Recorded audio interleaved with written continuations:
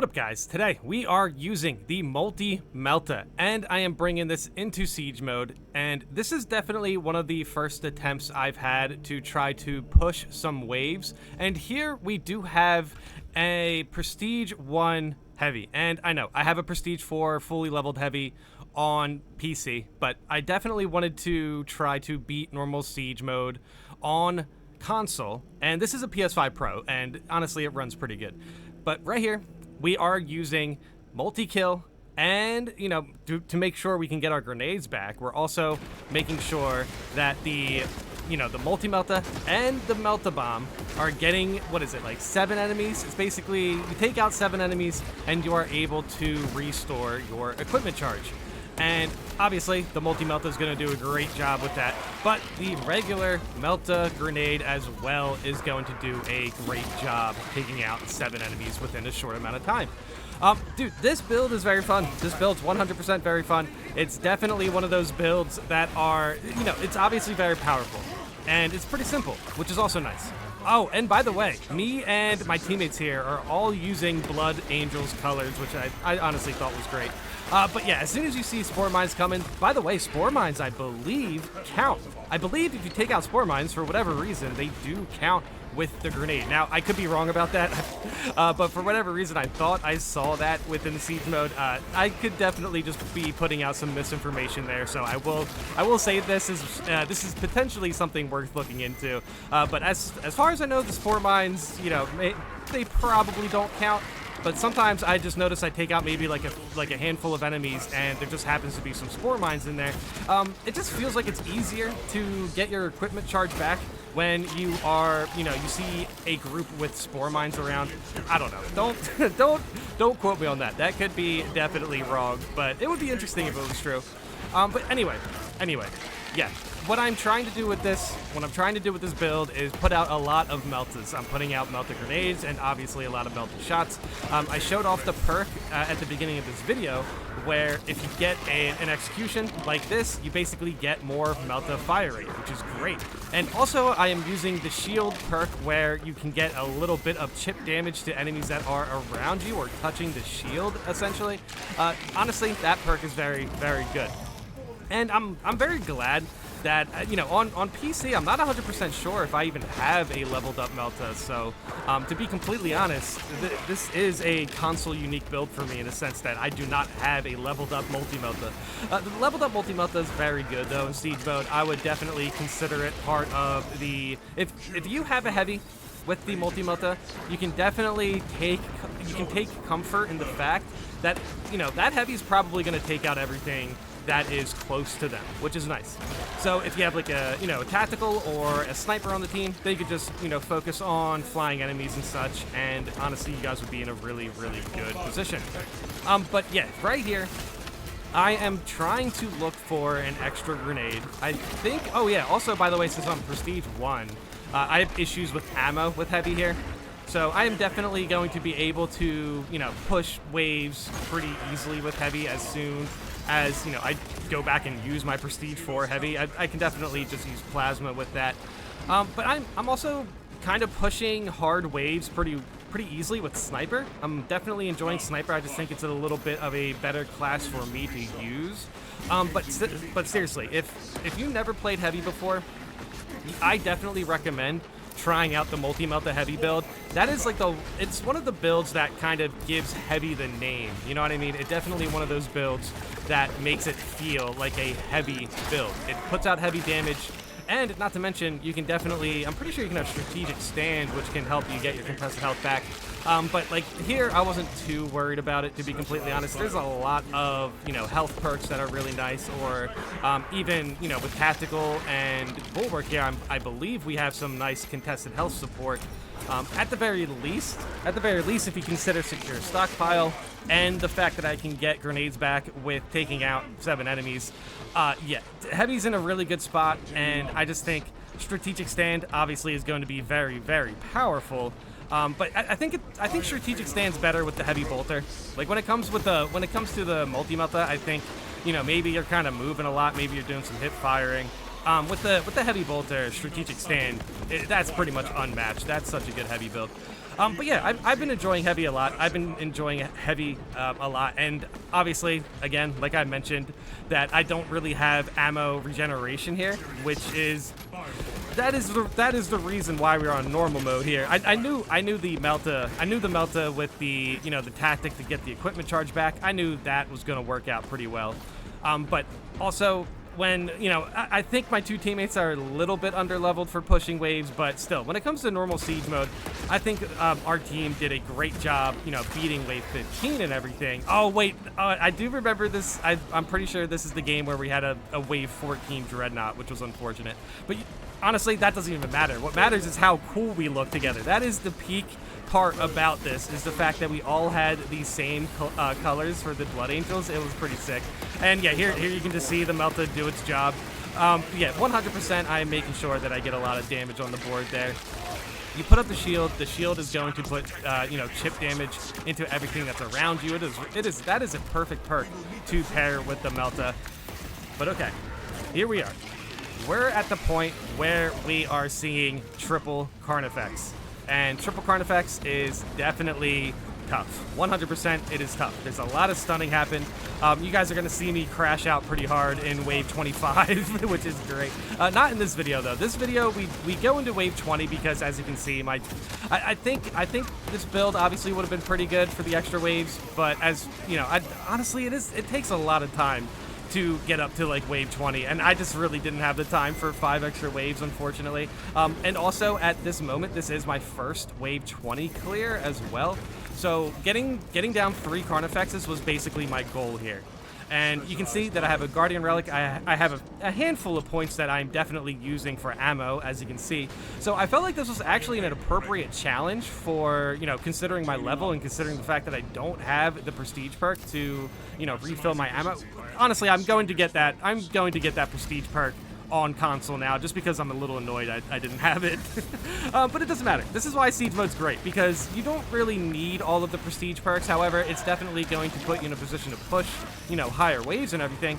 You can still jump into siege with a little bit of a personal goal. Now, obviously, wave 15 is pretty much, I would consider that the general goal, but I'm noticing a lot of people are wanting to push, higher waves. And this is definitely, as I mentioned before, this is definitely the, first time I went into wave 20 looking to complete it. And I was not disappointed. As you can see right here, I am definitely getting a lot of damage. I am just getting absolutely obliterated. Ravener Carnifexes are probably the worst things. When it comes to siege mode, I think there's like triple Hell Brutes are pretty crazy to deal with. But any sort of Ravener Carnifex situation is such a pain, because I just feel like the Raveners can seriously do a great job at camouflaging their attacks within the Carnifex carnage. As you, obviously right there, I just got grabbed, which is unfortunate. I still have a Guardian Relic. I still have a stim here. And you can see a lot is, yeah, this is what happens. This is what happens when you get cornered by Carnifexes and Raveners. It was terrible. That is terrible. That's wave 20 for you, and that's why I said this is probably an appropriate challenge for what I'm dealing with now. But luckily, I was able to get a Melta bomb there. I was able to take out the Carnifex with the Melta, and I can just continuously put out damage blindly with the multi-Melta, because the multi-Melta is a very good splash damage weapon. And if you can't tell what's going on screen right now, what is going on is me taking out this Carnifex to hopefully make it a little bit of a more even matchup. And honestly, this is why I really enjoy this weapon, because as soon as you see just anything on your screen, if you get a shot off with the Melta, you're in a good position. And when it comes to these like deep waves, honestly, if you spend too much time aiming down the sight, you can put yourself in a pretty bad position. I mean, honestly, it shouldn't be that way. Ultimately, you can definitely, make sure you know where you're aiming at. You can aim down the sight very quickly and get some good shots in. But like as far as, heavy stance, it's pretty risky without strategic stand to just be in heavy stance for a long time. So I feel like the multi-Melta is a great weapon to just get shots in and out, making sure you're in a position to perfect dodge. And the only other weapon that's pretty good without strategic stand in Heavy's arsenal, at least I think. I mean, obviously the Heavy Plasma can just do whatever it really wants, but the Heavy Bolt Rifle. Now the Heavy Bolt Rifle with Heavy is definitely something that I want to jump into Siege with one day and figure out how that can work. But obviously the multi-Melta, this is just a better weapon at the moment, especially at the moment, considering I really don't have a lot of time to sit there and actually fire the weapon. I have to make sure I can, put shots out here and there, nice burst damage. And yeah, obviously I'm going for ammo here. This is where being, a higher prestige would definitely be something that was useful, which, again, I do have a prestige for fully leveled heavy. But for now, this is actually a pretty good showcase of the multi-melta and the melta grenade regenerated combo. It's just super good for siege mode.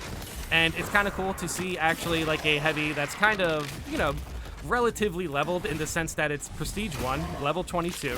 This is definitely something anyone can really put on their heavy builds to be incredibly effective, is just the fact that if you have a melta and you have the multi-melta and you can use the multi-melta to regenerate the melta grenade, then you are in a really good position to clear out waves. And honestly, heavy is just very tanky as well, so that obviously puts you in a better position to survive the madness we had seen on screen here. And now I try my best to like res my teammates, but CARNIFEXs, like, there's not really a lot I can say, to be completely honest. CARNIFEXs are kind of insane when it comes to trying to get a res. And this is where I think Sniper is actually really good in deep waves, because Sniper can use camo, and not to mention their resurrections also are a bit faster. That also pairs very well with Bonds of Brotherhood, which I believe I'm currently using. But see, now that I'm starting to think about it, if you can't get reses, then what good is Bonds of Brotherhood doing? You know what I mean? So perhaps maybe at this particular moment, if I was using the team perk to get more ammo back, or maybe obviously the team perk where you can take less range damage, that is potentially a good option. But still, I think when it comes to waves 1 through 15, Bonds of Brotherhood is pretty much unmatched. But the more I play Siege, the more I'm starting to realize that certain things are just super risky, and resurrections can be one of them. But again, if you have a sniper in the party, resurrections are incredibly easy. So Bonds of Brotherhood, no matter what, will have a place within the meta in one way or the other. But still, in this particular moment, if I had something that was able to give me less damage, that would definitely pair really well with the prestige perk I'm using, which obviously also makes me a little bit tankier, which is nice. That prestige perk also I really think is really good. The heavy perk, where if you pretty much lose your armor, you take like I think it's like 25%, something around there. That's how much health damage you take. That's how much health damage reduction you have, which is just health damage reduction. It has nothing to do with ranged or melee attacks or anything. It's just overall, this is how much health damage you are getting reduced to your health bar, which is very useful. However, this at the time was my first wave 20, and what ends up happening if you continue to go down waves 25 on normal one-shot you, 100%. You can be in a position where if you see like a handful of majors, you can turn a corner and get one-shotted. So that's another example of why aiming down sight can be very dangerous in higher waves, and that is not something that I was comfortable with at the time, because that is not something I'd experienced. So especially here, yeah, see the health bar right there? That really surprised me. And that's wave 20. Now, yeah, if you turn a corner and you see a handful of enraged majors specifically, run. Or get some range, and, obviously picking off enraged majors is, the position you want to be in. Right here, we're using a Melta. It's kind of hard for me to do that. However, you can also just use the shield, which is nice to get up close. But yeah, packs of enraged majors in the higher waves could potentially be more dangerous than extremist attacks, which is kind of crazy to think about. Which is kind of crazy. And honestly, in that case, extremist attacks can still one-shot you. But at this point, if you're at wave 25, you should be in a position where you can kind of understand extremist attacks and exactly what you would want to do in that situation. In a sense, that's kind of like, learning combos can definitely put you in a better position to just, deal with attacks. As you can see right there, as long as you know the Ravener can do this little slithery, parryable move, then you know what to look for. As far as turning the corner into a group of enraged majors already firing their weapons, you really have to be careful. You really have to be careful because it will put you down immediately in wave 25. Now, I'm not too sure if we were going to be able to push wave 25 here. As you can see, my teammates are definitely, we don't have any points regardless, but yeah, my teammates have been going up and down a lot. But still, as you can see, I really don't have ammo regeneration. I don't have a lot of points. I really don't think we push it into wave 25. I don't know if this build can do the full wave 25 push. Knowing what I know about wave 25, though, I am definitely starting to see a pattern as far as how many people are using, the meltas and everything, which is, if that is the case for, siege mode, it kind of makes sense. This is where I don't want anyone to start overreacting to any sort of balance changes we need, even within the case of wave 25. Even though we are probably going to see a video of me getting pretty tilted at wave 25, I still don't think there needs to be any balance changes. I think some of these things are definitely within the realm of your control when you see them coming. So, this being wave 20, this being my first wave 20 experience, and then into my first wave 25 experience, I definitely am starting to understand where whatever works on wave 20 is what you're going to need for wave 25. But within wave 25, you practically need to have it mastered. You need to have your strategy mastered, because if you're a little bit sloppy with it, you are definitely going to get one-shotted, which is kind of how... It's really fun, though. It's really fun. But the one thing I can kind of understand with people is how much of a time, a time investment it takes for these siege runs. Like, pretty much going into wave 20, I think it was about an hour, maybe even an hour and a half, something like that. And then if you push into wave 25, it can definitely, the numbers start to stack up pretty crazy depending on how you guys are doing in endless waves. Now here, we're not doing great. We're not doing great. I am the last brother standing here, and I do have ammo issues, which is unfortunate. But luckily, I do have the heavy bolt pistol, which is one of the best weapons for one of the best weapons for siege mode in this case, because I feel very confident with the amount of ammo that I have. And then also the MELTA grenades as well are going to be incredibly clutch. And then boom, nice gun strike right there.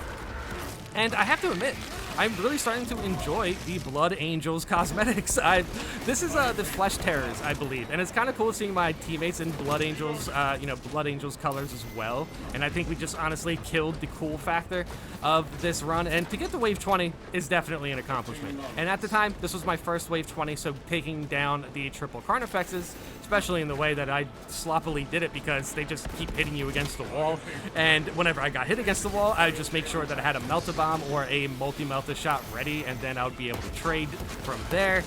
That was rough. That was rough. Triple Carnifexes was definitely an experience I needed to hit, for my first time, just so I understood what I needed to do about it. And as far as I know, you need to make sure you have a lot of burst damage. You need to make sure that you're moving quickly. You have to take your aim down the sights moments within a case that's, see how eviscerated my health bar just got right there? You gotta make sure you take your aim down the sight moments within range of you not getting hit by anything, like when it comes to higher waves. You got to make sure that when you aim down the sights, nothing is going to trade with you, because it's going to be incredibly hard to get that contested health back. Because considering the range, you might not be within range to get the execution when your entire health bar is white. Like I was right there, because since I'm using the multi-Melta, I'm able to take out enemies and get my health back, and not to mention, I'm also using Fortitude as well, which is pretty fun. I really wish they put, Heavy's other prestige perks. I think they should just give Heavy more health, dude. That would be so sick to see how tanky we can get Heavy. But yeah, honestly, for Prestige 1, level 22, that was a great run. I did not take I took a lot of damage, but 3,000 damage, holy cow. But yeah, 112 special kills. That was definitely a good run. That was my first wave 20, first triple Carnifex. That was great. That was great. That was also painful. It was also painful, but it was also great. I'm having so much fun with Siege mode.